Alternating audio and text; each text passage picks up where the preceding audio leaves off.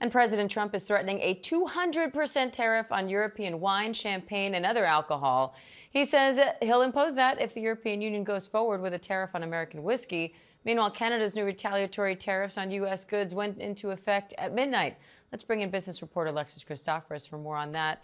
Alexis, what are economists saying about these new Canadian tariffs and this new threat from President Trump now to the EU? Yeah, there is no shortage of things for investors to fret about once again today, and we're seeing it in stock futures now lower once again. In terms of these tariffs, let's start with Canada. These are retaliatory tariffs that are targeting red states, states that are governed by Republicans, everything from whiskey to motorcycles to soybeans.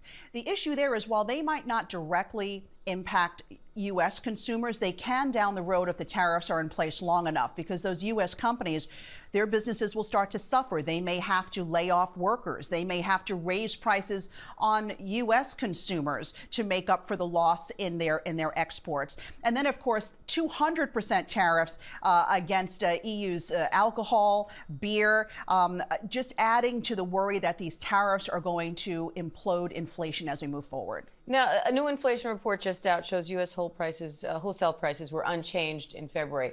What does that tell you, especially on the heels of yesterday's better than expected consumer prices report? Right. This is good news because while we're not seeing a huge difference at the market, I mean, consumer prices actually inched up just a little bit. Wholesale prices, as you said, were flat.